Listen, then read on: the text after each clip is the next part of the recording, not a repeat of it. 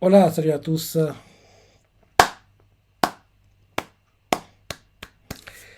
Très bon, je dis bien, très bon chapitre de Kingdom cette semaine. Et, comme je dis toujours, il y a deux mangas, je dis bien, deux mangas pour lesquels je ne suis jamais, mais alors, jamais déçu. Ces mangas sont Shikyo Kyojin qui, malheureusement, est terminé en manga comme en animé. Et bien sûr, Kingdom qui a eu un troisième film live, en gros, été 2023, a eu sa saison 5 en janvier dernier 2024 et apparaissait dans le top 10 des meilleurs mangas sur la première moitié d'année 2024. Il est classé précisément huitième et en gros, sa période concernée qui va du 20 novembre 2023 au 19 mai 2024. Deux tomes sont sortis. Il a gagné deux places par rapport à son classement l'année dernière et il a fait 1 607 465 ventes. Donc oui, les ventes, elles sont bonnes, hein. Elles sont plutôt bonnes. L'année dernière, rappelle-toi, c'était très très très compliqué pour Kingdom. Il était d'ailleurs dixième au moitié d'année. En gros, pour le classement au moitié d'année 2023, il était dixième et il a cravaché, cravaché, cravaché jusqu'à la fin d'année pour réussir dans le top 10. Cette année, ce sera plus tranquille, hein, plus tranquille pour lui. Vu les ventes qu'il a fait là en première moitié d'année, il n'a pas de souci à se faire. Et vu ce qui suit derrière, quoi, il devrait zoner entre, oui, la huitième et grand max sixième position. Mais je vois bien zoner entre, oui, allez, entre neuvième et 6 dans ces eaux-là. Mais je vois bien, ouais, rester huitième, hein. Huitième, ouais. Dessus, il sera dans le top 10. Dessus, il sera parce que il n'y a pas de souci à se faire pour lui cette année. Il y aura moins de tension pour son classement annuel par rapport au ceux qu'on a eu l'année dernière, quoi. Donc c'est une bonne chose. Donc c'est une bonne chose. Maintenant, pour le manga, et là, on nous montre les retrouvailles So et puis Shiryu. C'est plutôt émouvant. Ils pleurent dans les bras l'un de l'autre, c'est ça. On voit Shiryu fait oui, t'aurais pas dû venir, tout le tralala. Dans le pire des cas, genre en gros, après m'être rétabli, j'aurais tué 4-5 et j'aurais fui. On voit les gars de 400 qui écoutent ça. Enfin, elle est sérieuse celle-là. On lui sauve la vie et elle parle de nous comme ça. Et ensuite, en gros, il continue de parler comme ça. Et là, on voit Gigan, le gars qui voulait trancher la tête de Saut au dernier chapitre. Il fait oui, c'est bon, t'as être ta femme, c'est bon, tu l'as revu, on peut trancher la tête maintenant. Et là, on voit Shiryu qui fait non, jamais de la vie, c'est ça, si tu fais ça, je vais m'occuper de toi. Et là, derrière, on voit Saut qui demande une dernière faveur à Kansaro, quoi. Et en gros, il dit, il permet à Shiryu de retourner à Chin, quoi. Moi, je vais rester et tu pourras t'occuper de moi, quoi. Et là, derrière, on voit Kansaro qui fait ça suffit. En gros, il veut pas qu'il continue à s'engueuler comme ça. Il explique que s'il a sauvé Shiryu, s'il a permis à So de voir Shiryu, c'est pas pour les tuer, quoi. Parce qu'il a deux choix actuellement, en fait. Soit il les emmène avec lui à Seika, ce qui est pour moi une mauvaise idée. Soit il laisse partir, quoi. Et logiquement, il faut qu'il les laisse partir parce que c'est mieux, parce que So, c'est un gars d'honneur, de parole. Et logiquement, So quittera l'armée en rentrant à Chin, quoi. Et je pense que Kansaro doit être au courant et savoir ça parce que, comme l'explique au dernier chapitre, la chose à laquelle il tient le plus, c'est Shiryu. C'est pas les combats Chin Zhao, quoi. Ça l'intéresse pas. Ce qui l'intéresse, c'est Shiryu. Donc, s'il a Shiryu, il a aucun intérêt à se battre, entre guillemets. Donc, en gros, Kansaro, il a dû comprendre ça. Donc, en gros, il décide de laisser partir. Ça choque tout le monde, So et Shiryu compris, quoi. Mais on voit d'ailleurs So qui fait, t'inquiète pas, aussi longtemps que je vivrai, je n'oublierai jamais ces dettes. Et là, on voit Castro qui fait, bien sûr que tu n'oublieras pas. Il le dit d'une façon comme s'il savait déjà ce que So allait faire en rentrant à Chin, quoi. Derrière, on voit Gigan et les autres qui s'engueulent, qui a fait oui, mais si Kansaro, vous abusez, pourquoi vous l'avez laissé partir, c'est ça.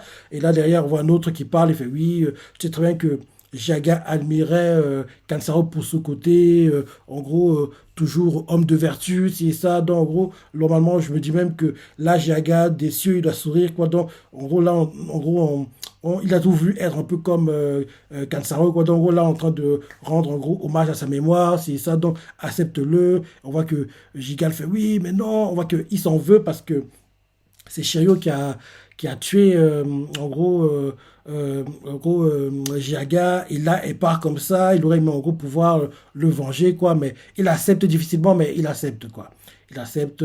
Et là, on montre en gros Shiryu et So qui cavalent et rentrent tranquillement à Chin. Après ça, on change de point de vue.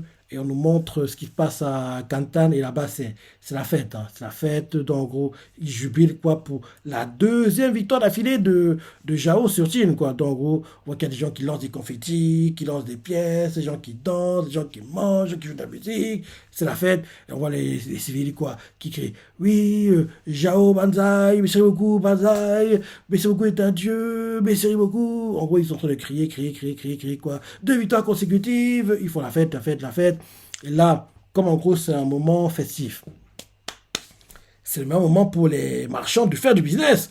Et là, on a 3 escrocs. L'un d'eux qui vend des poupées, il fait c'est des poupées de Monsieur Riboku. Elle est bénie. Des acheteurs pigeons. Ils font. L'un d'eux fait je la veux. Un autre fait j'en veux 2. Un autre fait j'en veux 3. Ensuite, on change de marchand. Un marchand qui vend du thé, il fait c'est le thé que boit Monsieur Riboku. Si vous le buvez, vous deviendrez un génie.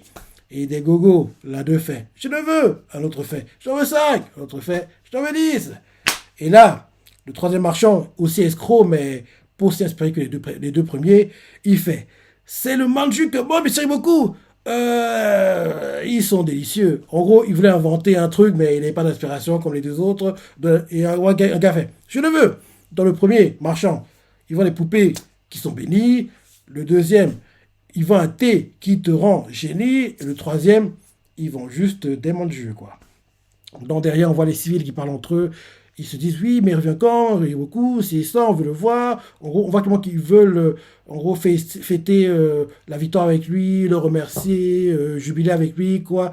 Et là, il n'est pas là, quoi. Et en plus de ça, on le fait comprendre, d'abord, on le fait comprendre que actuellement, avec la victoire, les 2 victoires consécutives contre Chine, la popularité de Riboku a atteint un niveau dingue, quoi. Dingue. En gros, atteint un niveau historique, vu comment c'est expliqué. On peut, en gros, en déduire que oui, il doit même être plus populaire que le roi, quoi. Et en général, à cette période de l'histoire, c'était jamais bon signe quand tu es trop populaire. Hein. Quand tu es plus populaire que le roi lui-même, forcément, ça crée des jaloux. Le roi, forcément, et d'autres. Et justement, on voit que l'un des ministres importants à Jao est très, très, très, très, très jaloux. Et ce ministre, c'est Kakukai. Rappelle-toi, le premier ministre de Jao, qui, en gros, on veut la vie de Riboku, quoi. Donc, en gros, on nous le montre, pas très content. En gros, il est énervé parce que, oui, il trouve que la guerre, oui, Chin, en gros, n'a pas joué son rôle, quoi. Il aurait aimé que Chin s'occupe de Riboku, mais Chin a été trop mauvais, entre guillemets. Et oui, en plus, Riboku a gagné 2 fois d'affilée. Donc, vu qu'il a gagné 2 fois d'affilée, c'est-à-dire que là, actuellement, si Riboku revient à Cantal, c'est sa tête qui va tomber, quoi. En gros, il va perdre son job, quoi, et il veut pas ça. On voit qu'il y a les autres qui font oui, mais est-ce que tu vas arrêter de nous attaquer? Ce serait la pire des solutions, ce sera la pire des choses, quoi. Faut qu'on trouve un moyen de s'en sortir, quoi, parce qu'on peut pas continuer comme ça. Donc, oui, il s'est dit qu'il faut oui, trouver un moyen de salir le nom de Riboku. Et il réfléchit, quoi. On voit que dans la réunion, il y a le gars qui a, en gros, qui s'occupait de Kampishi, quoi, en gros, qui est allé voir Rishi et en gros a éliminé Kampishi et a convaincu Rishi de ne pas le balancer, quoi. Ce gars-là qui est sur le papier un espion de Riboku, mais il a reçu un convaincu Kampishi comme quoi, en fait, c'est un espion de Riboku, mais il fait genre, il bosse pour Riboku, mais il est tout en fait pour Chin. Donc ce gars-là, quoi, il est dans la réunion et on comprend que s'il est vers Kakukai, c'est parce que Riboku l'a mis là, quoi. Donc en gros, tout ce qu'il entend là, il ira le répéter derrière Riboku, quoi. On voit aussi que le roi, il est vers un balcon, tout nu, quoi, regarde le paysage, il entend les gens acclamer le nom de Riboku, il fait ah, Riboku est très populaire, hein. Voilà ce qui arrive quand tu défais, en gros, les grandes armées de Chine 2 années d'affilée, quoi. Donc, en gros, il explique que si seulement Riboku, en gros, était quelqu'un d'ambitieux, quoi, les deux pourraient s'entendre. Et là, maintenant, vu que Riboku a gagné la guerre, il est temps qu'il rentre à la capitale, quoi. On voit qu'en gros, il a des esclaves, quoi, qui sont à 4 pattes, qui ont des chaînes au cou, des cagoules, ouais, juste la bouche qui sort, quoi. Il dit à son en chef d'envoyer un message pour Riboku, que Riboku revienne à la capitale. Et après ça, on change à nouveau de point de vue. Et là, on nous montre, en gros, Shibashu et Riboku qui, en gros, cavalent tranquillement, parlent, quoi. Et là, en gros, Riboku remercie Shibashu, quoi, que c'est grâce au sacrifice de Seika que la victoire était facile, grâce au fait que Seika n'était pas connu, quoi, donc ils ont pu surprendre, en gros, au scènes, quoi. Mais Shibashu explique que oui, c'est grâce à nous peut-être, mais on a perdu beaucoup de soldats. Donc là maintenant, en gros, on va en gros rester de côté. Et si à nouveau j'ai besoin de nous, on va intervenir parce que vu qu'on s'est dansé dedans, on peut plus entre guillemets se retirer quoi. Donc il demande ensuite à Riboku si Riboku ne s'en veut pas de toujours mener ses gars sûrs comme ça à la guerre. Et Riboku dit que j'ai pas le choix. J'ai pas le choix parce que on est agressé quoi, donc on doit se défendre. Et en gros tout ce qu'on peut faire, c'est en gros compter sur les moments de temps mort quoi. Le moment en gros où il n'y a pas de guerre quoi. Et essayer à ce que ces moments-là s'élargissent au maximum quoi. Et là vu le coup que Osen a reçu, le coup que Chin a reçu, c'est vraiment certain qu'il ne peut pas l'attaquer pendant un long moment, quoi, parce qu'il faut qu'il se remette. En plus de ça, en plus du fait qu'il doit se remettre, il y a aussi le fait que actuellement, oui, Wei et Shu sont devenus plus forts, quoi. Donc, pendant que Chin se battait contre nous, Shu, Wei, ils ont gagné en puissance, quoi. Donc, Chin n'aura pas le temps de trop s'occuper de nous, quoi. Et je me dis justement que, vu que Shu, Wei et Zhao sont trop forts actuellement, Chin devrait attaquer Han, quoi. Il devrait attaquer Han et prendre Han pour, en gros, le temps qu'ils consolident leur force, quoi. Donc, ça nous montre les personnes qui reçoivent en gros les morts, quoi. C'est ça, les familles qui pleurent. C'est assez émouvant, quoi. D'ailleurs, on voit Shibasho qui part, quoi, de son côté. Il y a beaucoup part du sien, quoi. Ils se disent au revoir. Et là, en gros, ils se demandent de ce que Sei va faire. Si Sei va rester les bras croisés comme ça, ou bien ici, il va en gros se battre. Et logiquement, Sei devrait se battre. Il va pas accepter que, oui, il reste sur une défaite, quoi. J'ai du mal à y croire. J'ai du mal à voir Sei accepter que les choses se terminent comme ça et que ce soit, entre guillemets, la fin, quoi. En plus, on sait qu'à la fin, la Chine est unifiée, donc Sèvres, en gros, trouve un moyen de se relever de tout ça, mais il va pas réattaquer Zhao directement, quoi. Il va laisser Zhao tranquille un moment et s'occuper d'abord de Han, après Han, à nouveau Zhao, après Zhao, on aura Wei, après Wei, Qi, et après Qi, on aura enfin Shu, et en gros, on voit le combat tant attendu, Shu contre Qin, et logiquement, c'est dans cette bataille-là que Shuai-kun va déserter Zhao, quoi. Je peux dire mal la réaction, mais je peux dire qu'il devrait déserter parce que, en gros, il a des attaches à Shu. Et on ne sait pas encore si c'est ça ou pas, mais je me suis refait la saison 4 et 5 récemment. Et en gros, dans ces saisons-là, on voit en fait Karine, quoi, qui explique en quoi, oui, elle a un petit frère qu'elle a perdu, c'est ça, enfin, il n'est pas mort, mais il a disparu pendant une bataille, quoi, il y a très longtemps. Elle a cherché, cherché, cherché, cherché, elle n'a jamais pu le trouver, quoi. Et je me dis que ce petit frère-là, ça pourrait être Shoei-kun. En gros, un sensei, il pourrait trouver un moyen dérobé comme ça pour en gros réintroduire Shuekun à Shu et en gros pour que ce soit plutôt naturel, organique et ça tombe pas de nulle part entre guillemets parce qu'on sait que, on le sait déjà ça, Shuekun est originaire de Shu, ça on le sait déjà, donc en gros je me dis que, je vais regarder vite fait quand même pour être sûr, je crois que c'est ça, je vais faire Shuekun, oui, Kingdom, voilà, Shuekun.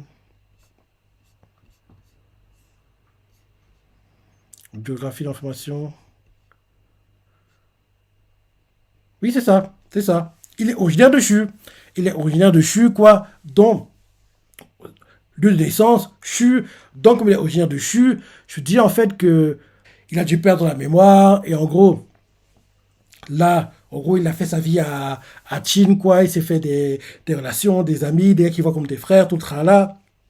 Et en gros, quand il va revoir Karine vers l'approche de la bataille Shu-Chin, quoi, là, il aura le déclic, les souvenirs vont lui revenir, et quand il va faire, mais gars, oh, tu ressembles à mon frère. Il va faire, mais qui tu es, toi, je te connais pas, t'es Karine, général de Shu, on est amis, toi et moi, et là, elle va expliquer comme quoi, oui, tu es blessure ici, tu es blessure au torse, tu es blessure au dos, tu as même une tache de naissance, un truc que oui, peu de personnes sont censées connaître, entre guillemets. Là, il va se dire, quoi, c'est vraiment elle, quoi, et peut-être vraiment ma famille. Et là, en gros, derrière, il va commencer à repenser à ça. Et là, donc, les souvenirs vont revenir, revenir, revenir, quoi. Et quand ils vont revenir, il aura un dilemme, quoi. Continuer à se battre pour Chin ou retourner dans sa vraie famille à Shu, quoi. Et en gros, il va retourner à Shu parce que oui, ça fait longtemps qu'il les a pas vus, qu'il n'a pas été avec eux, il peut pas se battre contre sa famille.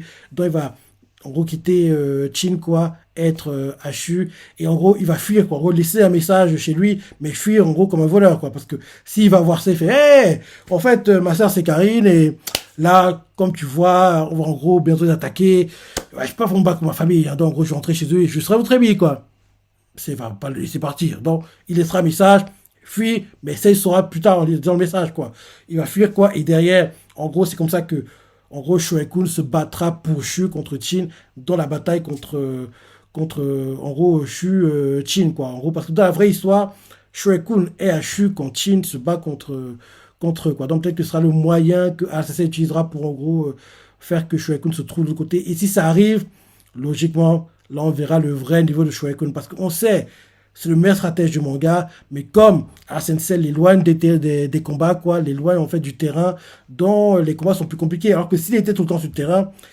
le manga s'est terminé depuis très longtemps. Depuis très très très longtemps. Donc en gros, parce que s'il y avait lui, Riboku, quoi, enfin, non, ce serait un duel de fou! Ce serait un duel de fou!